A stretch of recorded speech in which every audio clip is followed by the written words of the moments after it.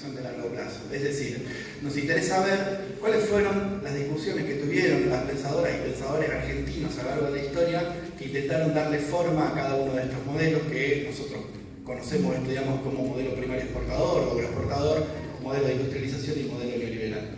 En general hablamos de un modelo primario exportador que se caracteriza en lo económico por una producción de materias primas para exportación, por un régimen oligárquico en lo político, con participación popular, con un Estado importante, un Estado clave, ahora vamos a hablar de eso, de garante de la participación internacional de la Argentina en el mundo y también para otras cosas, con una, digamos, desde lo social, lo sociológico, con una élite terrateniente. Ahí tenemos un momento de inmigración, ahora vamos a hablar un poquito de esto y la interurbano. Voy rápido porque esto en realidad me interesa como pasarlo rápido justamente. Y desde lo cultural hay una construcción de una identidad nacional, me parece clave también resaltar esto, o sea, y es el momento además en donde a nivel internacional, a nivel mundial, hay un capitalismo industrial, una expansión también del imperialismo, así se conoce, digamos, una expansión de los grandes imperios, la época de los grandes imperios. Entonces, esta configuración entre político, social, económico, cultural e internacional nos da un poco cuáles son las características grandes de este modelo. Este modelo se empieza a gestar, por lo menos desde un poco de lo que estuve leyendo, no tanto en la generación del 80, madurando las ideas de la generación del 37. En ese sentido a mí me interesaba rescatar un debate entre Alberdi, con quien empiezo, que va a ser un poco la persona que va a dar no solo la tónica de la Constitución, digamos, Alberdi es previo a la generación del 80, sino también un poco la tónica de la discusión económica, ahora sí, de la generación del 80 y de todo este modelo exportador. Alberdi están los estudios económicos y Alberdi tiene una posición que, por supuesto, es liberal. Nosotros sabemos eso. Me encontraba esta cita en donde Alberdi dice, la voy a leer porque me parece interesante. Alberdi analizando las crisis que él identifica a lo largo del siglo XIX. En el año 77 escribe, una de las causas de crisis en Sudamérica ha venido a ser el afán ignorante y ciego de crear una industria fabril sudamericana, rival de la industria europea por medio de una legislación protectora. Hace un siglo la locura habría tenido excusa ante la gran industria, es decir, la industria mecánica, que reemplazó a la fuerza del hombre por la fuerza natural del vapor, la electricidad y la química. La tentativa es del mismo linaje de locura que la batalla de Don Quijote con los molinos de viento. Es decir, Alberdi se planta desde una óptica liberal, acá aparentemente en contra de la industrialización y justamente dando a entender que el modelo económico argentino no tiene que ir por el lado de la industria, porque esto tiene un linaje de locura, y así lo plantea, sino que justamente tiene que pensar en que otro sector económico sea el que lidere el crecimiento nacional. ¿Cuáles son las propuestas liberales que va a hacer Alberdi frente a estas crisis o a estas ideas? ¿Cómo responde el liberalismo del siglo XIX? Primero había propuesto la supresión del gasto en la educación pública. Estas citas son un poco fuertes, pero las ciencias son un saber de mero lujo, un simple cuero seco, un saco de lana, un barril de cebo se lo irán mejor a la civilización de Sudamérica que el mejor de sus poemas o mejores inventos científicos. También había propuesto la venta de tierras para pagar a acreedores extranjeros y el aplazamiento de obras públicas. El progreso no es la obra directa de los gobiernos. No han sido estos los gobiernos instituidos para constructores de obras públicas. Y respecto de los bancos, respecto de la moneda, que un poco también me parecía interesante traerlo, va a hablar de que hay que privatizar los bancos oficiales porque en general en momentos de crisis los bancos oficiales no tenían plata, entonces la idea de bancos provinciales o nacionales es ridícula porque serían sin capitales. Pero al mismo tiempo piensa que si hay un banco del Estado que sí tenga plata, tendría un poder ilimitado del gobierno que dispondría de la fortuna ilimitada del país a su mano. Ni la libertad, ni la paz, ni el comercio ni la riqueza pueden existir a la sombra de esta institución nefasta, como el poder omnípodo del gobierno que la tiene a su servicio. Finalmente propone supresión de subvenciones, estímulo a la industria y eliminación del proteccionismo a favor de las industrias que no existen y cuyo efecto es alejar a los capitales e inmigraciones extranjeras. En definitiva, no es que esté en contra de la industria, sino que está en contra de proteger una industria que todavía no existe, que es una industria naciente, que es una industria que eventualmente va a florecer, y esto se enmarca obviamente en el debate justamente de la industria naciente, protegerla o ir hacia el libre cambio. Y en este caso, por supuesto, Alberdi siempre va a pretender esto, que haya libre cambio, que no hace falta, no es necesaria la protección industrial, y de alguna manera vamos a ver qué pasa con esto, porque me parece interesante. En el otro lado, en otro debate, para mí me interesaba rescatar a Mariano Fragueiro. Fragueiro, en 1850, también ante, digamos, las crisis que teníamos en el siglo XIX, propone suprimir las monedas de oro y plata y eliminar el respaldo metálico del papel moneda. Es largo esto, pero tenemos un momento de convertibilidad frente al oro. Y la idea de Fragueiro es como justamente correrse de ese lugar. Y también eliminar la banca y concentrar el manejo del crédito en manos del Estado. Es decir, eliminar el patrón oro y estatizar el crédito para regular el ciclo económico y promover el desarrollo. En un punto yo puse acá, me parecía interesante, un poco chiste, que Fragueiro hace un keynesianismo va en la letra, hace un keynesianismo de vanguardia al plantear que hay que dar como libertad de crédito, hay que empezar a bajar las tasas de interés porque dice que las industrias están ahogadas por el sistema financiero. Entonces propone que el crédito público reciba dinero a interés para darlo nuevamente en relación con la ganancia de la industria que la industria general ofrezca. Vamos de vuelta, porque esto es complicado, pero él propone que el crédito sea dado en términos de la posibilidad de pago que vayan a tener las industrias, o sea, reducir las tasas de interés en periodos de recesión para reactivar la economía. O sea, propone un espacio para el sistema bancario que vaya justamente en contra de los ciclos económicos en un punto bastante parecido a la lectura que va a hacer Keynes recién 70 años después, en la década del 20, que se va a plasmar en su obra en la década del 30. Entonces, también una cita de Fragueiro que me parece interesante es esto, se pretende por este medio que los capitales no continúen monopolizando la sociedad, sino que gradualmente se distribuyan en razón de las capacidades para formar por este medio una democracia de la industria. Miren qué concepto, una democracia de la industria. Aquí no hay comunismo, dice Fragueiro. Se trata de que los propietarios tengan los medios de dejar de serlo por el trabajo del capital. No se pretende que los propietarios y los agentes ricos dejen de serlo para hacerlo descender. Parece, es bastante claro Fragueiro acá en lo que está planteando. Está planteando justamente la idea de que el sistema bancario y el Estado de alguna manera va a tener que intervenir en la economía y tratar de buscar medios de socialización. Por supuesto, este debate a Fragueiro no lo conoce nadie. Digo, hoy, ¿quién sabe quién es Fragueiro? Y Alberti es muy conocido, evidentemente, lo ganó Alberti. No es que lo haya ganado, no es que este debate haya sido estrictamente en estos términos, pero sí me parece que en términos históricos podemos repensar y ver cómo estas visiones liberales y un poco de intervención estatal vienen cruzándose en Argentina desde hace 150 o un poquito más años. Al final de esto, lo que pasa es que efectivamente Argentina entra en un periodo liberal, un periodo en donde las ideas de Alberti prosperan y donde Argentina se abre al mundo. Quería empezar mostrando algunos datos para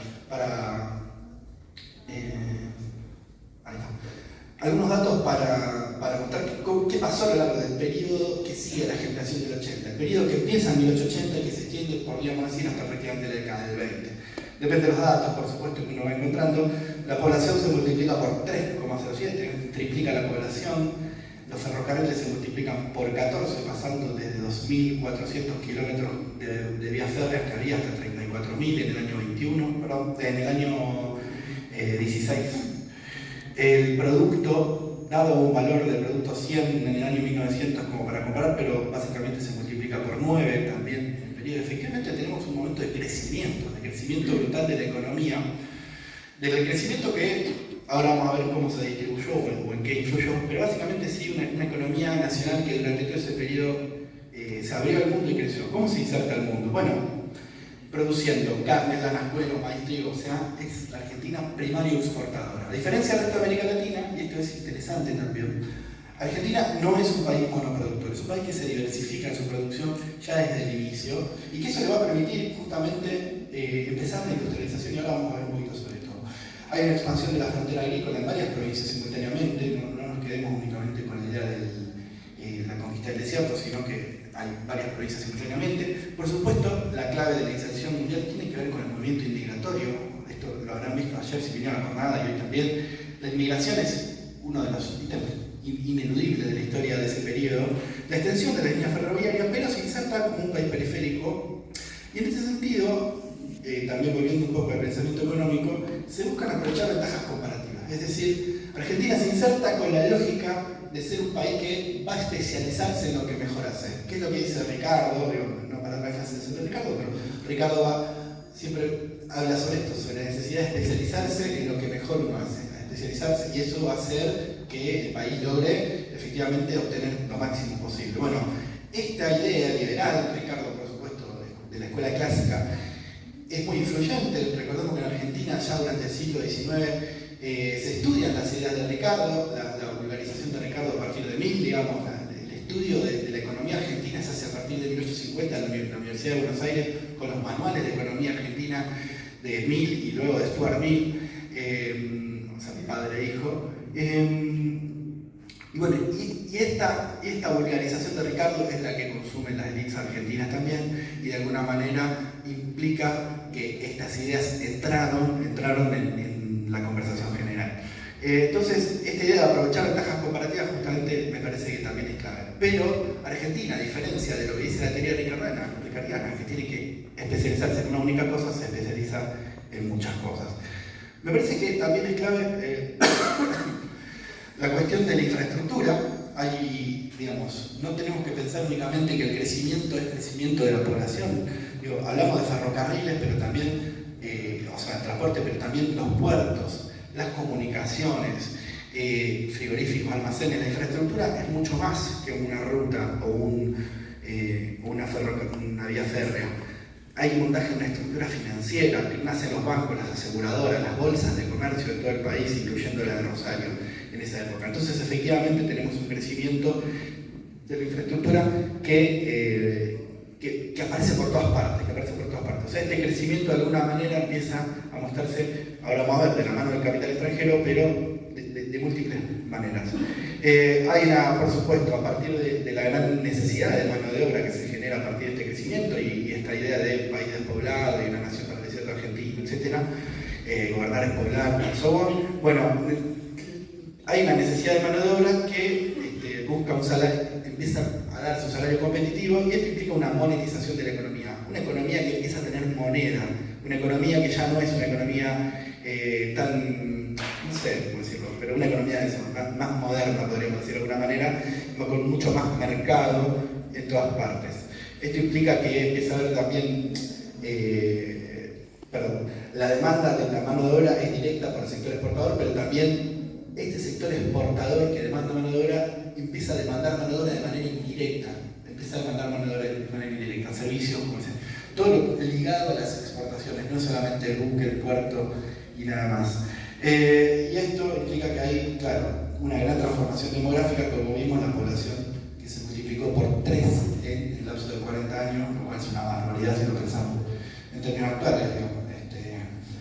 40 años atrás, ¿qué población teníamos? Teníamos 25 millones de argentinos, más o menos, que iban a jugar el Mundial en el 78, hoy tenemos menos del doble, así que bueno. En eso, del 78 para acá, en 40 años, no llegamos a duplicar la población. Acá en el mismo lapso de tiempo la población se multiplicó por 3. Esta idea de monetizar la economía crea una moderna agricultura de tipo más capitalista, hay una integración del país, se estimula el comercio, las finanzas, digamos. El sector exportador tira, el sector exportador exporta, pero no son granos únicamente lo que vamos a producir, porque los granos son el motor de un mercado interno que empiezan a hacer, ¿sí? Entonces, y acá justamente hay que ver que el modelo liberal está funcionando en este momento, de alguna manera. Funciona más allá de que yo no voy a hacer énfasis acá, de que hubo varias crisis, la crisis de 1873, pero bueno, más en el periodo de la crisis de 1890. Después de la crisis de 1890 y la subsiguiente estabilización, el modelo sigue andando y efectivamente tenemos un crecimiento económico prácticamente hasta la Primera Guerra y hasta el 30 también. Yo no quería dejar pasar la cuestión del rol del Estado, porque más allá de la idea del liberalismo y la idea de justamente laissez-faire, una idea de un Estado que tiene que estar ausente, un Estado que no tiene que entrometerse en los asuntos económicos, en la práctica sí se entromete en los asuntos económicos. Se entromete de muchas maneras, porque ustedes saben que el Estado puede entrometerse de muchas maneras, no solo produciendo y a lo mejor con sus propias empresas, sino también, por supuesto, regulando, liderando o dirigiendo. Dirigiendo no en el sentido dirigista, sino en el sentido de tirar las grandes líneas por las cuales va a discurrir la economía nacional. Bueno, y el Estado lo hace, tiene un rol clave. Legitima el surgimiento de la clase terrateniente, por supuesto, pero además representa los intereses en el extranjero busca inversiones extranjeras, promueve las inversiones externas, colabora con la infraestructura, expande la frontera agrícola, esto lo hace el Estado, decididamente fomenta el poblamiento, la inmigración, adopta el liberalismo como... adopta el liberalismo y tiene una política orientada a estructurar la nacionalidad, ¿no? Crea la nación, digamos. Entonces el rol del Estado es clave porque crea la nación argentina. No podemos de alguna manera pensar que el Estado no tiene un rol en ningún modelo económico y sobre todo en este modelo liberal también lo tiene. Queda tiempo. ¿Cuál es la estructura social? ¿Cuál es la estructura social? O cómo se estructura la sociedad en esta época, en el modelo liberal, tiene que ver con, primero, por supuesto, un grupo oligarquico terrateniente, ¿sí? Que es la clase dirigente, grupos medios que empiezan a depender de este excedente exportador, urbanos y rurales, por un lado empleados públicos y privados ligados al sector exportador, pero también rurales. Y empiezan a hacer el sindicalismo, que no se ha formado como una clase obrera todavía, pero sí que nace y empieza a venir, por supuesto, de la mano de los inmigrantes, sobre todo españoles e italianos que traían las ideas sindicales. ¿Cuáles son los límites que va a encontrar este modelo exportador? Este modelo se basa en la expansión de la frontera agraria y la ocupación de la tierra se completa en algún momento. Hacia 1910, a lo mejor un poquito después, hacia 1920, digamos, en algún momento se ocupa y la idea de seguir creciendo de manera extensiva se termina, digamos. Es decir, ocupar la tierra implica crecer de manera extensiva versus lo que puede ser ocupar de manera intensiva. ¿Qué quiere decir? Ocupar de manera extensiva justamente a ocupar el territorio y ocupar de manera intensiva es aplicar capital, aplicar maquinaria, aplicar sobre un mismo territorio, sobre un mismo sector más medio de producción. Bueno, efectivamente esta idea de expandirse se termina porque se llena la Argentina, se ocupa la tierra y no hay forma de seguir expandiendo la tierra grande. Bueno, y por otro lado, la cuestión de la inestabilidad. La cuestión de la inestabilidad argentina, al estar tan atada a los ciclos económicos mundiales, o sea, vivimos un momento de apogeo del capitalismo mundial entre 1873, digamos, y también en la Primera Guerra, y Argentina está atada a los vaivenes de la economía mundial. Tiene un sistema de patronoro que hace que también, y de caja de convertibilidad por momentos, que hace que las crisis internacionales se trasladen a crisis locales. Entonces, efectivamente, esta dependencia tanto de los ciclos económicos mundiales hace que haya una fragilidad en este modelo y de alguna manera esto se va a ver con mucha fuerza, por supuesto, a partir de 1930. Cuando venga la crisis de la década del 30, esta idea de decir, bueno, no podemos depender tanto de los vaivenes de la economía mundial va a ser una de las claves que justamente empieza a hacer pensar que hay que hacer una utilización hacia adentro, una sustitución de importaciones, etc. ¿Cómo es la organización territorial? Bueno, se crea un país abanico. A mí me gusta la idea del país abanico. Bunge, en la década del 40, hace este mapita y él dice que hay como tres sectores: sector 1, el sector 2 y el sector 3. Son círculos de unos 640 kilómetros más o menos de radio, con centro en la capital. Bueno, y entonces efectivamente lo que está pasando es que la organización territorial va a estar definida por el ferrocarril, pero va a quedar, digamos. Esto ya en 1940 ya estaba, o sea, pasado el modelo exportador y pasada la influencia de la generación del 80, esta Argentina ya se consolida, digamos. Y esta idea de un centro en Buenos Aires y dos niveles periféricos en este país abanico ya estaba analizado. Entonces, bueno, efectivamente ya a partir del 1930 la discusión económica va a ser cómo hacemos para ocupar mejor el territorio, cómo hacemos para que las industrias lleguen a todos lados, cómo desarrollamos el llamado interior. Yo quería, antes de terminar, porque fui bastante rápido, pero me quedan unas cositas para mostrar. Por un lado, mostrar el crecimiento en términos de producto de Argentina. En este gráfico, Argentina es una línea celeste que empieza acá abajo en 1875 con un producto bruto per cápita, no sé si esto dice la economía ya, pero básicamente la mayoría no, así que un Producto Bruto Per Cápita lo que quiere decir es la producción total nacional dividido el número de personas. Es decir, pensemos cuánto produce Argentina y lo dividimos por el número de sus habitantes. Y eso nos da un índice de comparación internacional. Básicamente vemos cuánto produce cada uno de los países, lo dividimos por su número de habitantes y comparamos, porque la forma de comparar internacionalmente es esa, en ese momento y ahora.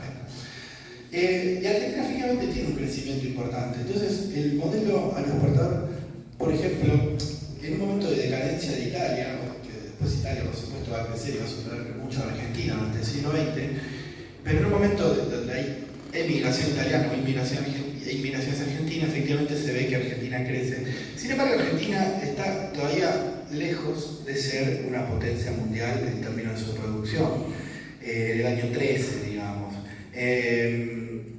Sí, de todas maneras, lo que se ve es lo que los economistas llaman un proceso de convergencia. Un proceso en donde el país periférico, en este caso Argentina, converge, tiende, va hacia los países centrales, que en este caso la referencia son Estados Unidos y Gran Bretaña. Sin embargo, esto difícilmente pueda hacernos pensar que Argentina era un país desarrollado, que era un país que tenía, o que ese crecimiento se había traducido en un avance industrial.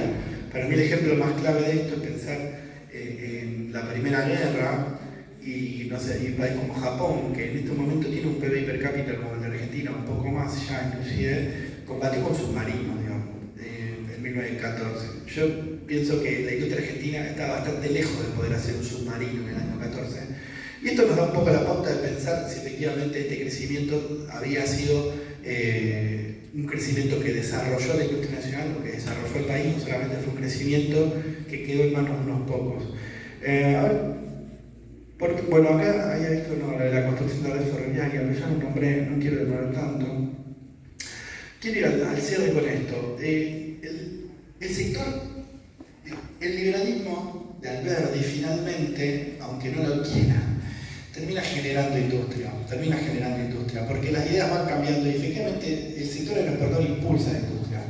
Surgen industrias, imprentas editoriales, construcción, frigoríficos, digamos, muchas industrias como la frigoríficos, molinos, en Santa Fe la lechería, la molinería, justamente, la caseína, todo lo que se producía.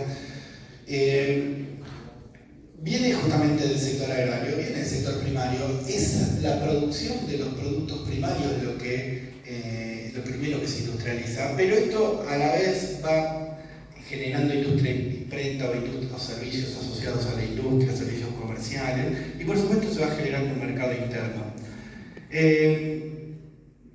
Yo lo quería mostrar acá, este gráfico es medio complicado, pero a ver si me siguen con esto. En cada una de las líneas, no sé si se llega a ver, pero la primera dice 1881, la segunda 1885, 90, 95, 900, 905, 910, 916 es la última. ¿Sí? Son los años. Cada barra representa un año horizontalmente, de izquierda a derecha tenemos un año completo y las barras suman 100. Suman 100 porque suman lo que produce en Argentina en términos de sectores. ¿Sí? O sea, sumando lo que produce la industria, lo que produce el sector primario, qué sé yo, vamos a llegar a 100, incluyendo al gobierno también. Y lo que se ve para mí interesantísimo es justamente cómo la industria, que empieza... El número está re chiquito, perdón, porque lo había pensado primero. Más o menos se ve. La industria es un 10% de la producción nacional en el 80 y es casi un 30% en el 16. Efectivamente se triplica, y eso es lo que nos muestra este crecimiento de la barra. Y agricultura más ganadería, que siguen siendo sumadas ambas en el 16, acá abajo, sumadas ambas, siguen siendo más que la industria, están ahí, porque suman 33 puntos más o menos, contra el 30. Es decir, efectivamente hay un proceso de industrialización, y cuando empieza el proceso de industrialización argentina en serio, en la década del 30, la industrialización ya existía, en los 20 ya existía. ¿Por qué? Porque durante la década del 10 y del 20 se fomentó un gran avance del capital internacional, digamos. En Argentina entraron muchas inversiones extranjeras, en Rosario tenemos grandes ejemplos de inversiones extranjeras, por supuesto los ferrocarriles, pero en Rosario los servicios públicos, el saneamiento, la energía eléctrica, bueno, eran todas empresas extranjeras. Efectivamente hay, y después la industria extranjera propiamente dicha, como los frigoríficos, etc. Bueno, efectivamente en el proceso liberal hay está el germen del proceso industrial que va a seguir a continuación. Y la necesidad de una intervención del Estado que se va a plantear justamente para romper esta lógica de crisis internacionales y vaivenes a lo que está matando a Argentina. En ese sentido, yo quería cerrar simplemente con la idea de que justamente la contradicción un poco entre los números y la realidad, la contradicción de pensar este crecimiento efectivamente que existió, donde Argentina se codeó con los grandes países del mundo, donde hubo inmigración internacional, este crecimiento fue un crecimiento que llegó a todas partes. Y me sorprendía viendo este cuadro, que es un cuadro muy famoso, del año 94. Y este cuadro, que es de Ernesto de la Cárcova, que está en el Museo Nacional de Bellas Artes en Buenos Aires, que tiene entrada gratuita, pueden ir cuando quieran, cuando vayan a Buenos Aires, vayan, que vale mucho la pena. Y está este cuadro que es sorprendente, además, por lo impresionante que los claroscuros y qué sé yo, por el realismo, por la fuerza que muestran dos personas sin pan y sin trabajo, mirando la realidad, mirando las fábricas, mirando las chimeneas desde lejos, pero apretando el puño, esa pareja que no tiene nada arriba de la mesa, tiene solamente un martillo, una hoz, no sé, o algo así, un piquete, pero no piqueta, mejor dicho, y no tiene nada para comer. Entonces, bueno, y esto es pleno auge del modelo de crecimiento, del modelo de Argentina insertándose al mundo, del modelo de inmigración, etcétera, etcétera. Entonces, bueno, acá el arte nos está diciendo, che, ojo que a lo mejor había otra cosa, que los números nos están diciendo algo, pero en la realidad social puede ser que haya estado pasando otra cosa. Bueno, nada, hablé rapidísimo. Muchas gracias por su tiempo y por